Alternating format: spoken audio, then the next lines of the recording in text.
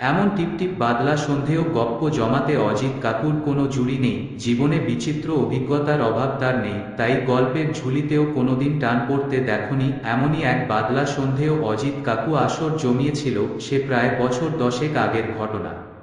আমার মেসো ছিলেন সেচ বিভাগের মস্ত অফিসার। সুন্দরবনে পোস্টিং, গা-গঞ্জে ঘুরে বাঁধের হাল হকিকত খতিয়ে দেখতেন। অজিত কাকু মেসোর প্রাইভেট লঞ্চের সারেং, মাঝবয়সী, রোদ জলে ঘুরে গায়ের রং তামাটে। লোকে বলতো অজিত কাকু নাকি খালি হাতে বাঘের সাথে লড়েছিল। তার পেশিবহুল চেহারা আর পাকানো গোঁফ দেখে কথাখানা অবিশ্বাসের উপায় নেই। বহুবার তাকে জিজ্ঞেস করেছি ব্যাপারটা, কাকু শুধু হেসেছে। কালো ঠোঁট দুটির ভিতর থেকে ঝকঝকে দাঁত ঝিলিক মেরেছে।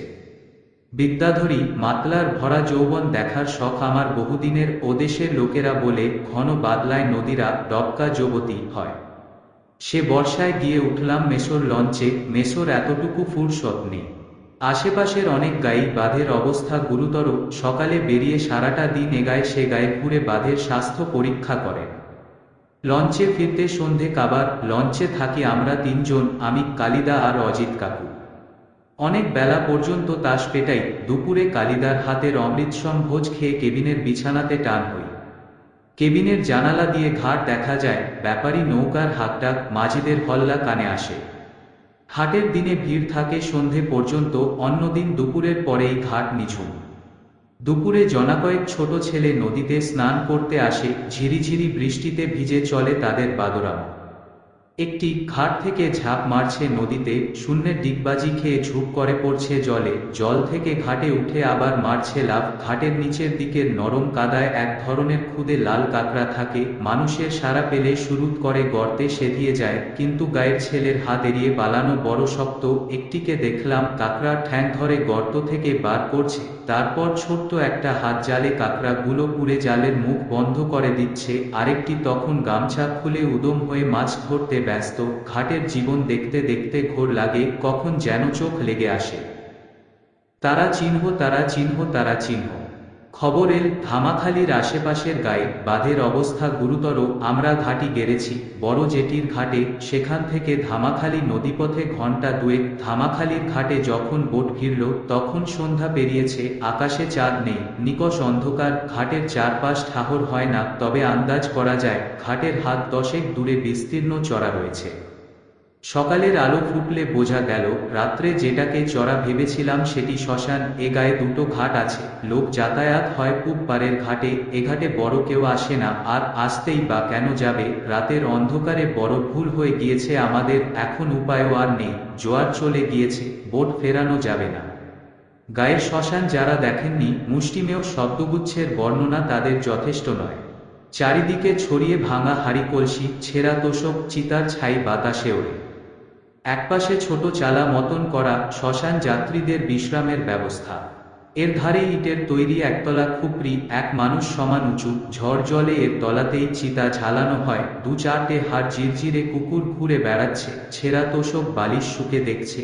শুনলাম যাদের সৎকার করবার সঙ্গতিটুকুও নেই তারা মৃতদেহ মাটি চাপা দিয়ে যায়, সে লাশ শিয়াল কুকুরে খায়। সকাল সকাল এসব দেখে বেশ দমে গেলাম। মেসো বেরোবার আগে রসিকতা করে বললে, কোথায় এনে ফেললে কালী, শেষে ভূতের সাথে ঘর করতে হবে। কালিদা হেহে করে হেসে বলল, ওসব আপনি ভাববেন না ছাড়, আপনি ফেরোলেই ও বেলার জোয়ারে বোট ছাড়ি দেব।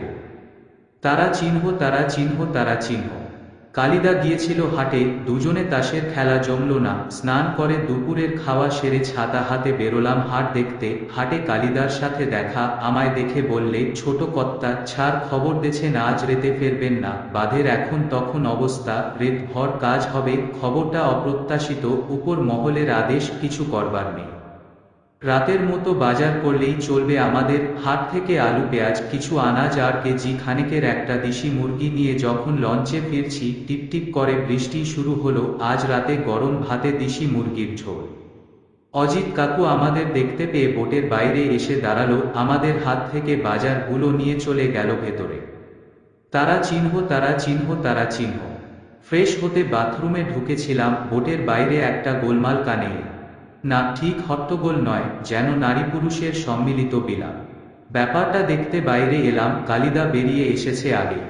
ঘাটে দুটো ডিঙ্গি ভিড়েছে, একটিতে কাঠ বোঝাই, অপরটিতে জনাদশেক নারী পুরুষ।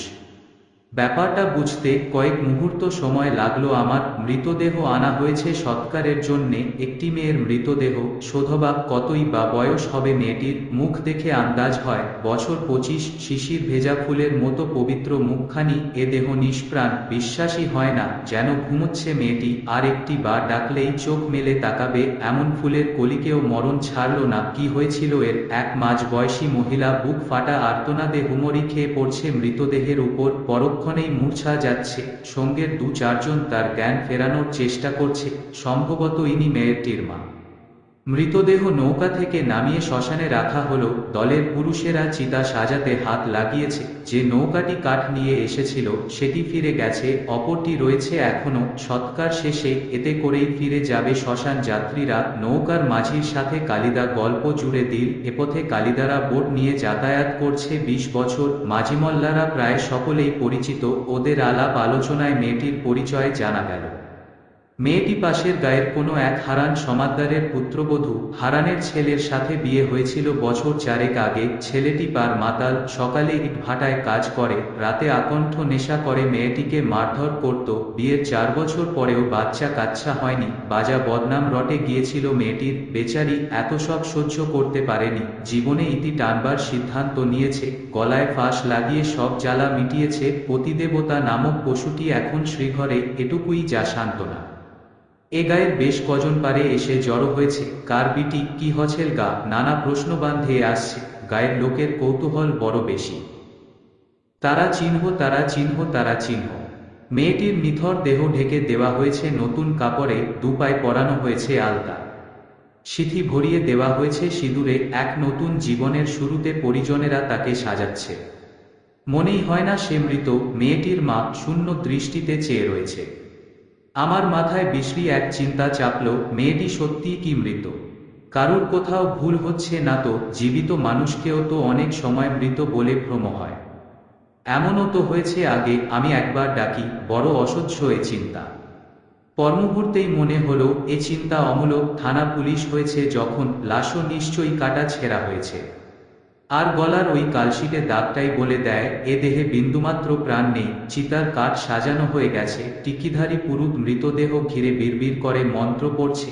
একটু বাদেই চিতায় শোয়ানো হলো দেহ, যেন একটি নিখুঁত নিটোল বর্ণের পুতুল শুয়ে রয়েছে। এক কমবয়সী ছোকরা মুখাগ্নি করল, দাউ দাউ করে জ্বলে উঠল চিতা। মেয়েটি ঢেকে যাচ্ছে লেলিহান শিখায়, তার ঠান্ডা হয়ে যাওয়া দেহ উত্তাপ পাচ্ছে। মেঘাচ্ছন্ন বিকেলের রক্তাপ পশ্চাৎপটে একটু একটু করে মিলিয়ে যাচ্ছে জীবনের সমস্ত অস্তিত্ব। এ দৃশ্য বড় অস্বস্তিকর। আমি নিচে নেমে এলাম।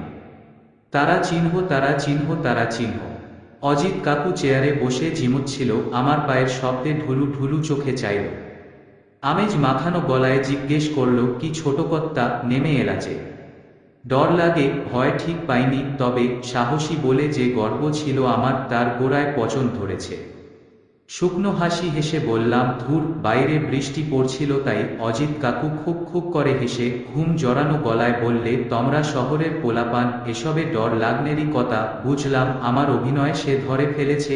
একটা চেয়ার টেনে বসলাম আমি। বোটের ভিতরে শ্মশান যাত্রীদের কথাবার্তা ক্ষীণ শোনা গেলেও বেশ স্পষ্ট। মেয়েটির মা ফোপাচ্ছে। আগুনের তাপে চিতার কাঠে চর চর শব্দ হচ্ছে। চারিপাশ কেমন ঝিম মেরে গেছে। সামনের চেয়ারে বসে অজিত কাকু ঢুলছে। ইঞ্জিন ঘর থেকে রান্নার শব্দ আসছে। একটু বাদে অজিত কাকু নড়ে চড়ে বসল, কানের ফাঁকে গুজে রাখা বিড়ি ধরিয়ে বলল, সন্ধেটা কেমন নিয়ে গেল, তাই না ছোট কর্তা? আমি ছোট করে উত্তর দেই, তোমায় দুটো ঘটনা কই। আমার জীবনে ঘটছিল এককালে, বিশ্বাস করবা কি করবা না সেইটা তোমার ব্যাপার। তাও কই, আমি কোনো উত্তর দিই না। বিড়িতে লম্বা এক টান দিয়ে অজিত কাকু শুরু করে, বুঝলা ছোট কর্তা, এই বড় বোট চালনের আগে পুলিশের বোট চালাতাম। বছর 10 চালাইছিলাম। থানার বড়বাবুদের এপার ওপার করা তো ছেলে। এছাড়া আরও একখান কাজ ছেলে আমার, আমি বোটে করে মরা বইতাম। আশেপাশের গায়ের ছোট হাসপাতালে লাশ পাড়ার ব্যবস্থা নেই। মরা জমা হয় থানায়। 2-4 থানা ঘুরে লাশ নিয়ে বড় জেটির হাসপাতালের লাশকাটা ঘরে চালান করে দেয়। সে হরেক রকমের মরা, কি আর কবতমায়, বাসি, তাজা, কেউ আবার ফুলে ঢোল হইছে, জলে ডোবা, গলায় ফাঁস, কারো বুকে হাসুলির কোপ, কেউ কাটা তেল গিলেছে। এক সন্ধেও গোটা তিনেক লাশ নিয়ে রওনা হয়েছি, মাঝ নদীতে এচি সবে আকাশ ভেঙে পড়ল। ইঞ্জিন থামিয়ে ছুটলাম তেরোপল আনতে, লাশ ভিজলে ফুলে ঢোল হয়ে যাবে। বোটে মরা বই, তাই আমার বোটে কেউ খালাসিগিরি করতে চায় না। সব করতে হতো একা হাতে। তেরোপল খান ছোট, দুটো মরা ঢাকা পড়লেও একটা আর কিছুতেই ঢাকে না। ছোটলোক ডোম মরাডারে ঠিক মতন বাঁধেনি, হাতখান বেরোয় রইছে। শেষকালে একটা উপায় বেরুল, মরাডারে আমার পাশে বসিয়েই বোট ছাড়ি দিলাম। বোটের দুলুনিতে মরাডা গায়ে হেলে পড়তেছে, একবেলার বাসি মরা, তাই কি বিচ্ছিরি গন্ধ ছাড়ছে। সারেং ঘরের আলো বড় অল্প, একবার মনে হলো মরাডা হাত নাড়ল, ভাবলাম চোখের ভুল, মরা বইতে এসে অতশত ভাবলে চলি না, শক্ত হাতে বোট চালাই, কিন্তু না, আবার এবার দেহার ভুল হয়নি, মরাডার আঙুল কয়ডা সত্যই নড়ে উডল, যেন আমায় ডাকতেছে। ভয়ে আমার মাথাটা আউলে গেল, মরাডারে দিলাম ধাক্কা, মরাডা গড়ায় ডেকে পড়ল, ভাগ্যে ডেকে রেলিং লাগানো ছেল, তাই মরা জলে পড়েনি। বছর কয়েক বাদে থানার বড়বাবুরে ঘটনাটা কইছিলাম, উনি হো হো করে হেসে বললেন, ওরে অমন মাঝে মধ্যে হয়, লাশ নড়ে ওঠে, কি একখান ডাক্তারি নাম যেন কইছিলেন। কিরে অজিত, নাকটারে খোয়াইছিস নাকি? ঘরটা গন্ধে ভরে গেল। চমকে দেখি কালিদা কখন হাজির হয়েছে, এক হাতে বাটিতে মুড়ি, আরেক হাতে ফুলুরি। সত্যিই তো ঘরটা মরা পোড়ার বিশ্রী গন্ধে ভরে গিয়েছে। কেমন একটা ধোয়া ধোয়া ভাব ঘর জুড়ে। হাতের বাটি দুটো টেবিলে রেখে জানলাগুলো বন্ধ করে দেয় কালিদা। অজিত কাকুর যেন এসবে কিছু এসে যায় না। কাকু বাটি থেকে একগাল মুড়ি তুলে মুখে ফেলে। কালিদা টেবিলের একপাশে ডাই করা আলু পেঁয়াজ ছুলতে বসেছে। রাতের রান্নার ব্যবস্থা হচ্ছে। অজিত কাকুর মুড়ি চেবানোর শব্দ ঘরময় ছড়িয়ে পড়ছে। একটা ফুলুরি তুলে কামড় বসাই, দুটো ফুলুরি আর হাফ বাটি মুড়ি শেষ করে অজিত কাকু শুধোয়, ছোট কর্তার ডর লাগে না তো? আমি মাথা নাড়ি, তাইলে আরেকটা ঘটনা কই তোমায়। তখন সবে বোট চালানোর চাকরিখান পাইছি। সেবার বাদলা হলো খুব, বহু নৌকা ডুবলো, আমার শ্বাস ফেলবার সময় নেই। সকাল রেতে লাশ বোঝাই করে হাসপাতালে চালান দিতেছি, একবার খান দশেক জলে ডোবা লাশ বেঁধে রওনা হইছি বড় জেটির ঘাটে। অনেক রাত্রির তখন, টিপটিপ বৃষ্টি পড়তেছে, আলকাতরা মারা অন্ধকার। একটা ডিঙ্গিরও দেখা নাই। মাঝ নদী পেরোয় গেছি, মনে হলো নদীর পার থেকে কেউ আমারে ডাকে। চমকে উঠি, ভাবলাম নিশি ডাকে বুঝি, কোনো উত্তর দিলাম না। বোট থামালাম না, একটু বাদে আবার শুনি ডাক, ও কর্তা, আমারে তোমার সাথে নে চলো। এদিক ওদিক চেয়ে দেহি, নদীর পারে একটা লোক খাড়ায় আছে। আমায় দেখতে পেয়ে আবার বলে, কর্তা, আমারে নেন না আপনার বোটে। লোকটার গলা শুনলে মনে হয় লোকটা খুব কষ্টে আছে। বোট ঘুরিয়ে পারের কাছে আনি। লোকটা রোগাপনা, মুখ ভর্তি দাড়ি, গোফের জঙ্গল, পরনের গেঞ্জি লুঙ্গি ভিজে সপ সপ করছে। একটু কড়া গলায় বলি, কি দরকার এত রেতে? লোকটা আগের মতোই জবাব দেয়, বড় জেটির ঘাটে খুব দরকার আছে কর্তা। একবারটি নেন না আপনার বোটে। কে এই লোকটা? মাতাল, পাগল, ডাকাই তো নয় তো? এপথে জল ডাকাইতের খুব উৎপাত। তখন ভোলায় ভালায় নৌকায় উঠে ইশারা করে, সঙ্গী সাথীদের ডাকি নেয়। তারপর খুন খারাপি লুট চালায় উধাও হয়ে যায়। সঙ্গে যদিও টাকা করি কিছু নাই। ঘরে বউ বাচ্চা তো রইছে, জীবনের মায়াটা তো ছাড়তি পারি না। টর্চের আলো ফেলে ভালো করে দেখি লোকডারে, ডাকাই তো বলে তো মনে হয় না। লোকডারে বোটে উঠায় বোট ছাড়ি দিলাম। লোকডা আমার পাশে বসল। একটু বাদে একটা বিড়ি চাইলো। আমি বিড়ির প্যাকেট দিশলাইয়ে গায়ে দিলাম। লোকটা বিড়ি ধরায় টানতি লাগলো। থেকে থেকে লোকটা বিলাপ করে, এত ডিঙ্গি গেল, কত করে কইলাম আমায় নে চল, কেউ নেল না কর্তা, কেউ নেল না। বুঝলাম মাথাখান গেছে। বড় জেটির ঘাট আসতেই লোকটা লাফ মেরে নেমে মিলায় গেল। ব্যাপারখান আজব বড়। লোকটা যেন বাতাসে উবে গেল। একটু বাদে হাসপাতালের ডোম হাজির। লাশগুলো ওদের মোটরভ্যানে তুলে দিতে হবে। ওর সাথে আমিও হাত লাগালাম। একটা লাশের মুখের ঢাকাটা কেমন করে যেন সরে গেছল। সেই দিক চোখ পড়তেই মাথাটা আমার ঘুরে গেল। লাশটারে এক্কেবারে ওই লোকটার মতো দেখতে, যেন জুড়ুয়া। অজিত কাকুর কথা শেষ হতেই কালিদা খাক খাক করে হেসে উঠল। ছোট কর্তা, অজিতের কথায় বিশ্বাস করবা না। অজিত বিড়িতে গাঁজা পুড়ে খায়। অজিত কাকু লাফিয়ে ওঠে, এজন্যই এসব কথা তোদের কই না, তোরা বিশ্বাস করিস না। ছোট কর্তার সামনে আমায় বেইজ্জত করলি তুই। তারা চিহ্ন, তারা চিহ্ন, তারা চিহ্ন। রাতে গরম ভাতে দিশি মুরগির রগরগে ঝোল পড়তে মনটা ফুরফুরে হয়ে গেল। ভরপেট খেয়ে কেবিনে শুতে গেলাম। আমার কেবিনটা ডেকের একধারে, কালিদারা শয় লঞ্চের ভেতর। দরজা খুলে কেবিনে ঢুকতেই চমকে উঠলাম। কেবিন ঘর ভরে গেছে মরা পোড়ার বিশ্রী গন্ধে, মাংস পোড়ার গন্ধে দম বন্ধ হয়ে আসে।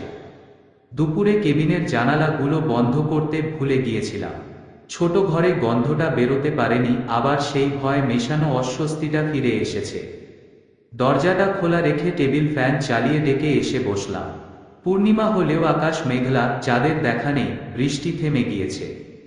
মিঠে ঠান্ডা হাওয়ায় দেহ মন জুড়িয়ে যায়। নদীর জল ছলাৎ ছলাৎ শব্দ তুলে আছড়ে পড়ছে বোটে। বোট দুলছে তাতে। শ্মশান যাত্রীরা ফিরে গিয়েছে বহুক্ষণ। চিতা নিভে গেলেও লালচে আভা চোখে পড়ে। হাড়জিরজিরে কুকুরগুলো জল জলে চোখ নিয়ে ঘুরে বেড়াচ্ছে শ্মশানময়। মাঝে মাঝে তারস্বরে ডেকে তাদের উপস্থিতির জানান দিচ্ছে। চিতার মুখোমুখি বসে রয়েছি আমি, নিকষ কালো রাত্রির নিঃসীম আকাশতলে। নদী বক্ষে মুখোমুখি ইহলোক পরলোকের দুই প্রতিনিধি। কি আশ্চর্য বৈপরীত্য! জীবন ও মরণের এমন সহাবস্থান এও সম্ভব। বুকটা ছ্যাঁক করে ওঠে। চেয়ার ছেড়ে উঠে কেবিনে যাচ্ছিলাম। শ্মশান চরের শেষে নদীটা যেখানে বাঁক খেয়েছে, চোখ আটকে গেল সেখানে। ভারী অদ্ভুত এক দৃশ্য। গোটা পাঁচ ছায়া মূর্তি নদীর ধারে কি যেন করছে। এত দূর থেকে স্পষ্ট বোঝা না গেলেও অবয়ব দেখে মানুষ বলেই বোধ হয়।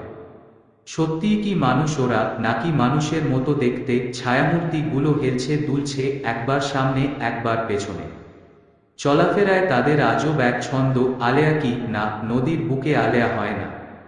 তবে ওরা কারা? এত রাতে শ্মশান চরে যারা উপস্থিত, তারা কি ইহজগতের বাসিন্দা? ফিসফাস করে ওরা কিসব যেন কইছে। মাঝের জনের অবয়ব দেখে নারী বলে বোধ হয়। কথাটা মনে হতেই মৃতা মেয়েটির মুখ মনে পড়ল। মাঝের মূর্তিটি একবার যেন আমার দিকে চাইল, এবার খাঁটি ভয় চেপে বসল আমায়। আপ্রাণ চেষ্টা করছি কেবিনে যাওয়ার, কিন্তু আমার পা দুটো যেন পাথরের মতো ভারী। শরীরটাকে কোনোরকমে টানতে টানতে কেবিনে ঢুকে দরজা বন্ধ করে দিলাম। তখনও তারা হেলছে দুলছে, একবার সামনে একবার পেছনে, আজব এক ছন্দে।